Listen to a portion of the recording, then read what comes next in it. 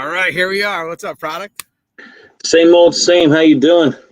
I was working on my pool yesterday. Got some saltwater issues there, so I got to go. I'm Uh, regular chlorine out there right now till I get a part. And then my AC unit inside busted. I was hoping to get to next summer for it, but is what it is.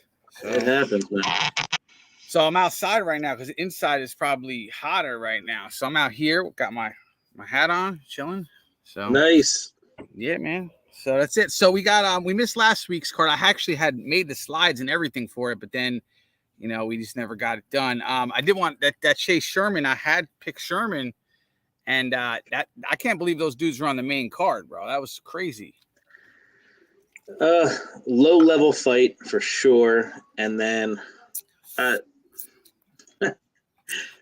you know me already. I'm a fade Chase Sherman type guy. So if Sherman's watching, just know I'm betting against you every time.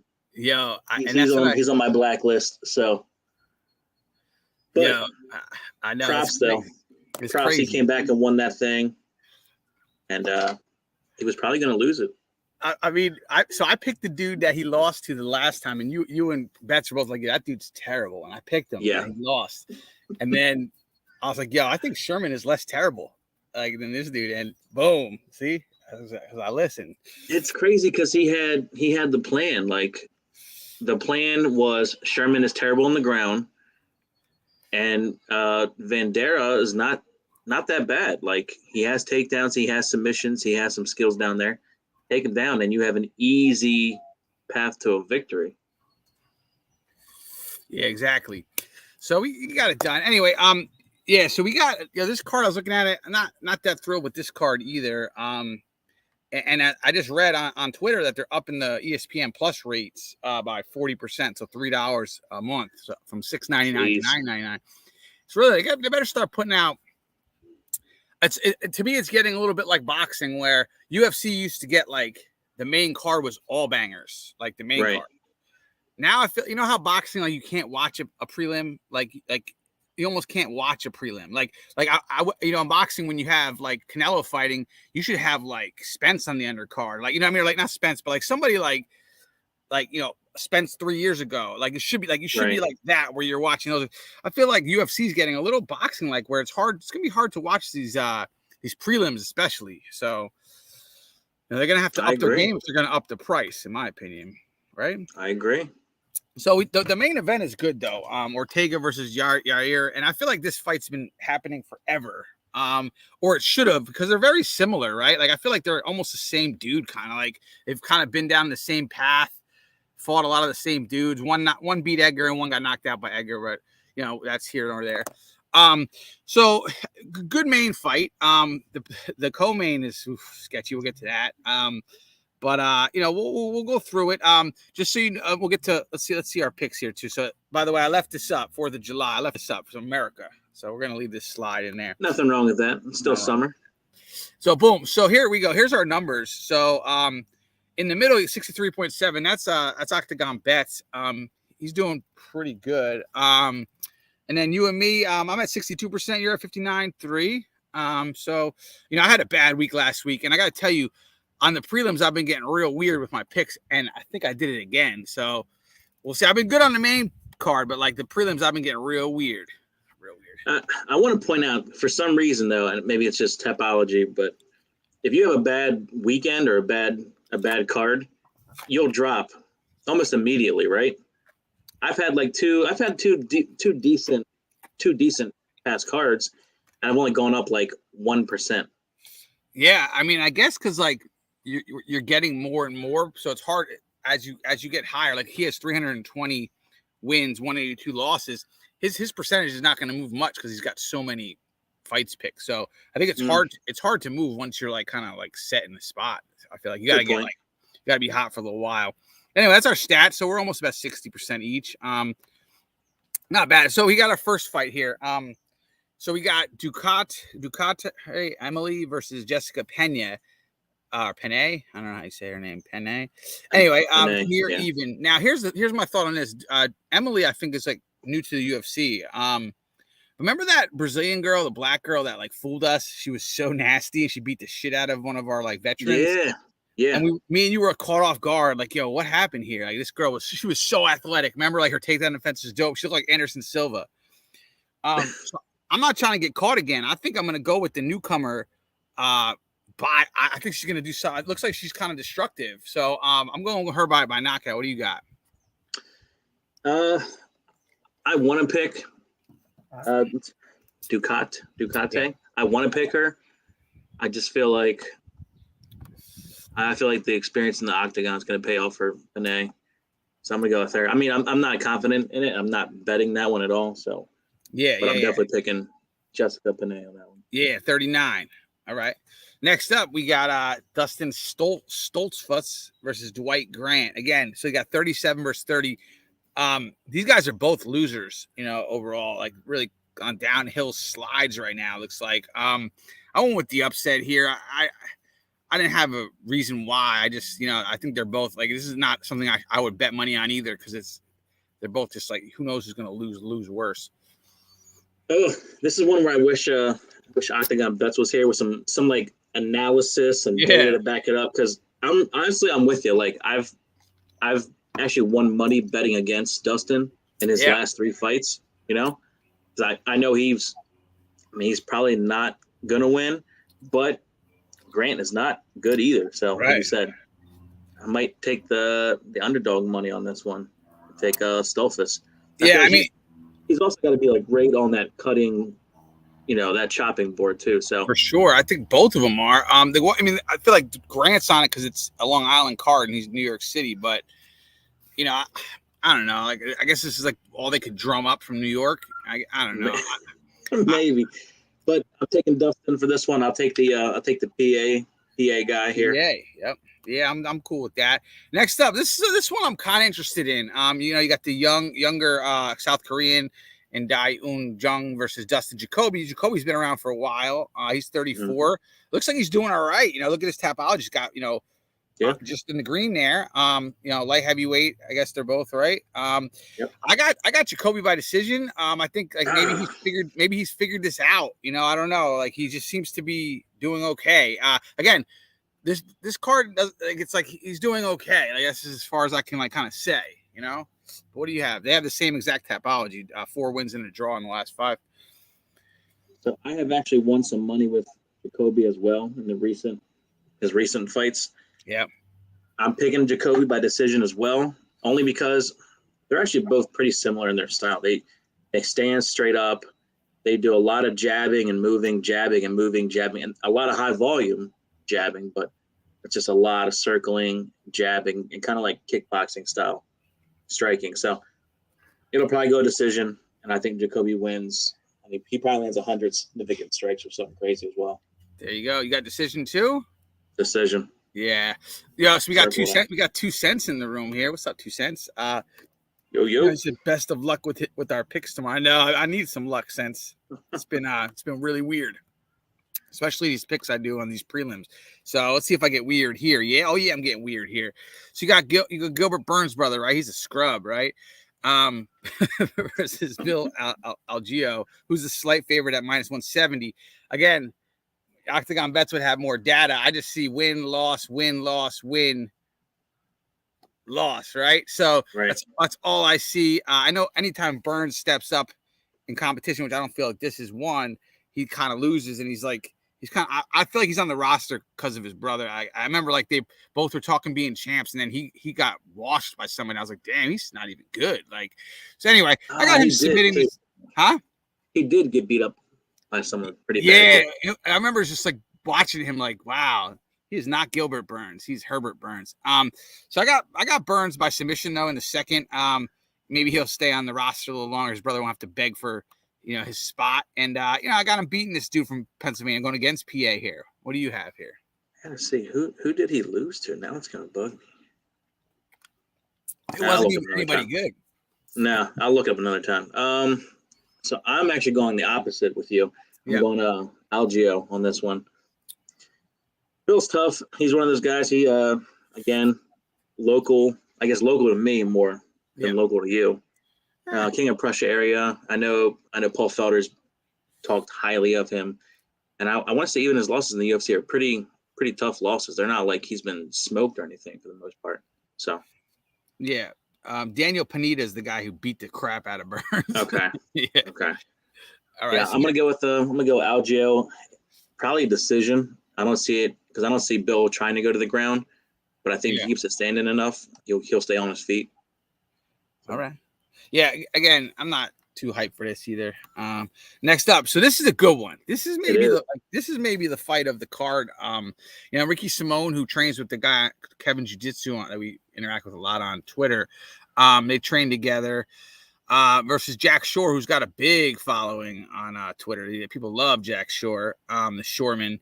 I'm going Ricky Simone though. I think maybe he gets him down and out grapples him and then maybe submits him. I'm not sure Jack Shore's the defense here. He's 27. Ricky's like been in there with pretty good guys, I think, at 29. And it's kind of like, let's see where he goes now. Like he's been in there with guys. He's been in there with who did he the guy who just got beat up by it wasn't Burgos. He was in there with that was the other one, Rob Font. Yeah. So like he's been there. I do get those two confused sometimes. Me too. I don't know why. And Burgos was fighting on this card too. So I got Simone here by submission second round, but he could win a decision as well by out grappling. What do you got? I'm going Simone as well. His pace is ridiculous. It is. Like he literally he will take you down if you escape and get away, separate a little bit. Yeah. He'll follow you. He'll get you again. And the thing is, and I'm not knocking anybody, but Michael Bisping said it a long time ago too.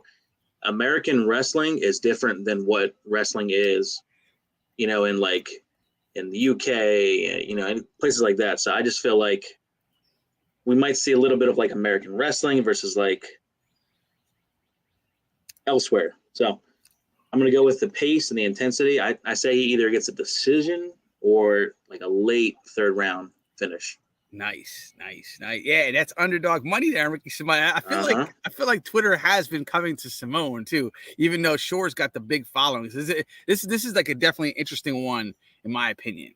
On this card. So yeah, we got fire from 2 cents. Boom. All right, next. Nice. And this is on the prelim, so that's good. That's a bang. I feel like this is better than a lot of the fights on the main card. It is. Next up, we got Puniho Soriano versus Dalcha. Can't even say his last name. Again, guys with a lot of red here. You got Soriano has lost his last 2, but I think he's fought pretty good dudes in those 2. Dalcha, lost 3 of his last 5. I got Soriano by knockout here, just to maybe get the crowd going right before the main event. Yeah, this one's tough. If Dalcha comes in to wrestle, it could be a different fight. But he's one of those big muscle heads too, Yeah. And he gets tired pretty quick, or at least he has in the past. So I'm gonna go with Soriano. Doesn't his name used to be Coconut Bombs or something? Something like that, right? Yeah. Yeah. You think what he's gonna do to him? Probably the same. I say let's go second round. We'll go second round. KO TKO. Boom. Maybe first round. Fatigue. Yeah, first round Dutch is gonna get burned down and then pushed over. Boom. Yeah. All right, so we got the main card now. We got fixed up Misha Tate over here. You know what I mean? She's always working on her surgeries and stuff, right? Versus Lauren Murphy, who she's an interesting looking character. It looks like she seems like she fell out the meth house a little bit, Murphy a little bit, or something, right? Yeah. Something like WT about her, right? Yeah. Anyway, they're both pretty old, 35 and 38. These are old ladies. I think Murphy might have had a kid real young too, like 15 or 16 or something like that. And both moms here. So we got the fighting moms, 15 and 5 versus 19 and 8. Tate, beat Renault, but Renault had already said she's retiring before the fight. Looked retired, and she came back and lost a split decision. I'm gonna go Tate by decision, but if you said Murphy, I wouldn't be upset here. I actually cannot stand Murphy at all. Yeah, she's like a POS, right? Whenever I'm having a bad day, I watch the highlights of her versus Valentina, and her just getting hit with like 17 punches, not blocking a single one. She just turns her face a little bit and just makes you feel better. I'm gonna go with Tate. Probably a decision. Yeah, I don't think there's not a lot of volume. I think Tate's the more experienced person on the ground. Probably got better striking, but I can't see this one finishing early. Yeah, I know. I feel like Tate doesn't get finishes off, especially now when she's been back. But we got 2 cents to Shore and Simon, the toughest pick of the week. Yeah, I mean, And it's a good fight. It's a good one. It's a good one. That's what we want to see, guys. 27 and 29 fighting each other instead of like these protected guys. I mean, I get why they're doing it.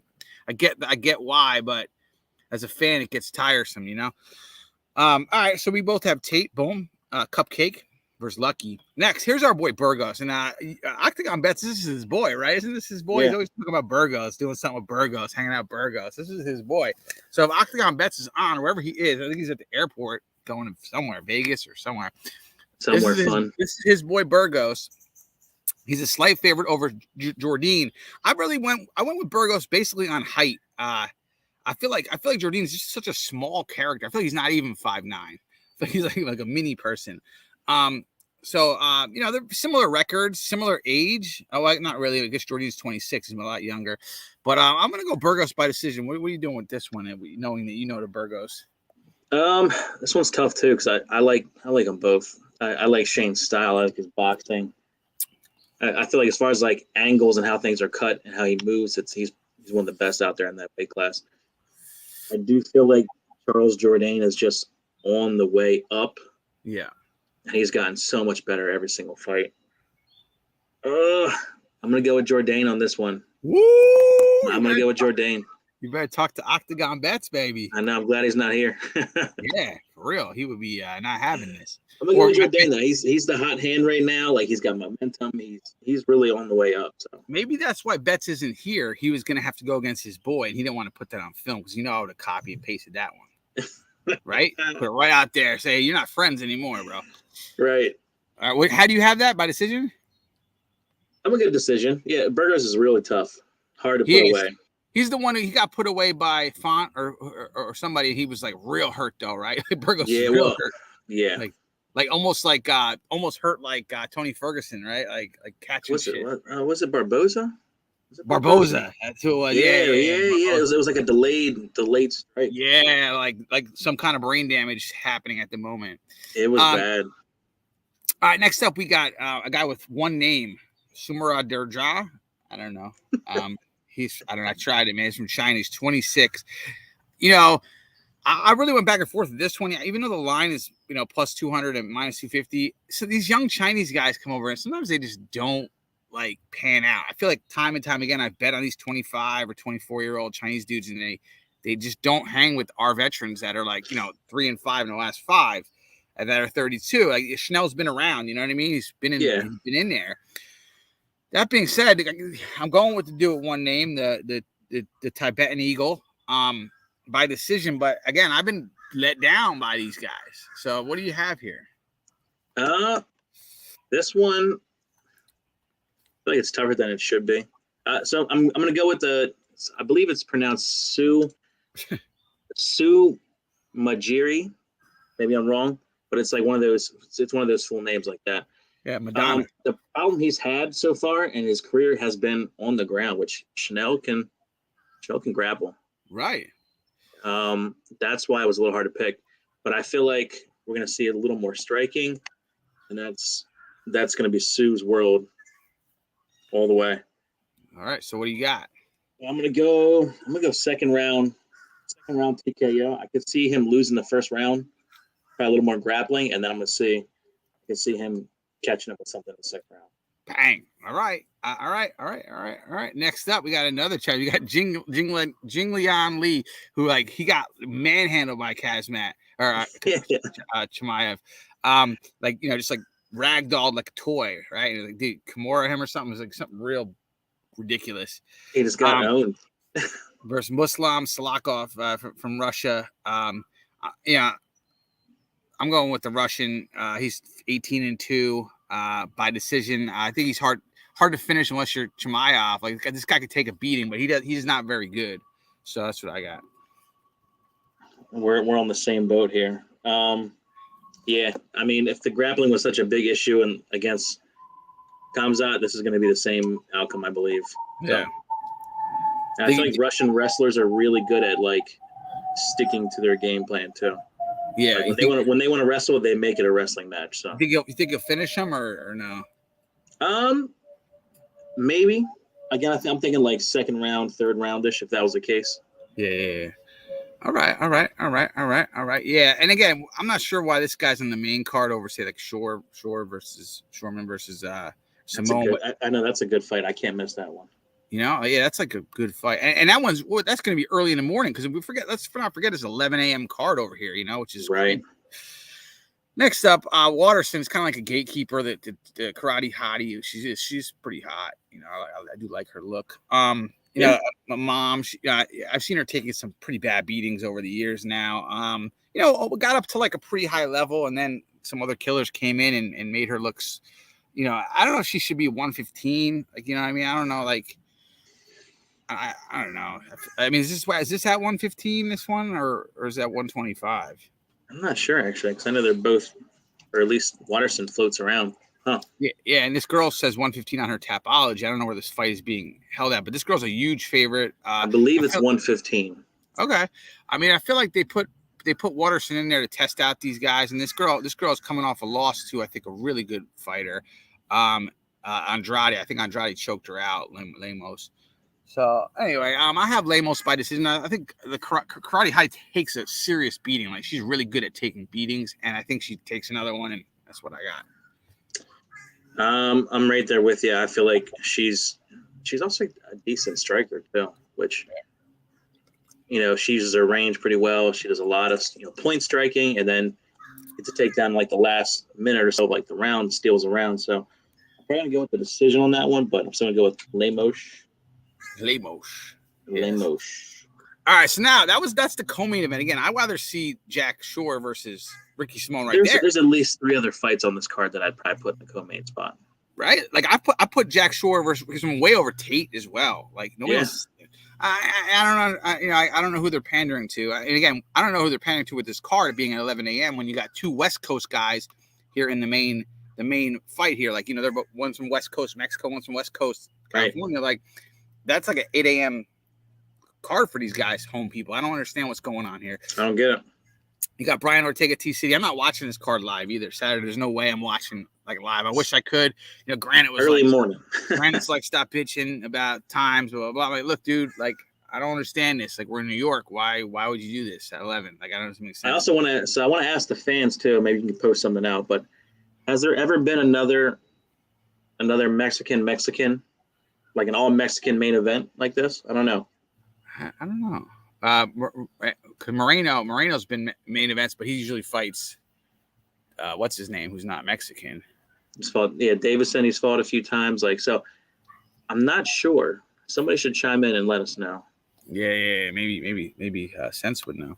I know who would know is Cage My IQ, but he's not in the house. But Cage My IQ will know. And I'll post this clip and see if Cage My IQ will answer us. He usually we'll tag him. Figure it out. He's got a lot of stat knowledge and things. That's why I'm wearing my Trejos tacos. Oh, nice, yeah. But the Danny Trejo, little LA love. That's awesome.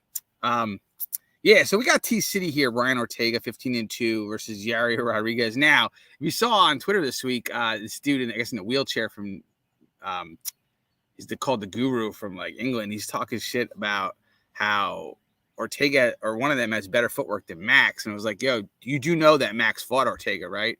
Like, you do know that this fight has happened, right? And he beat the shit out of both of them.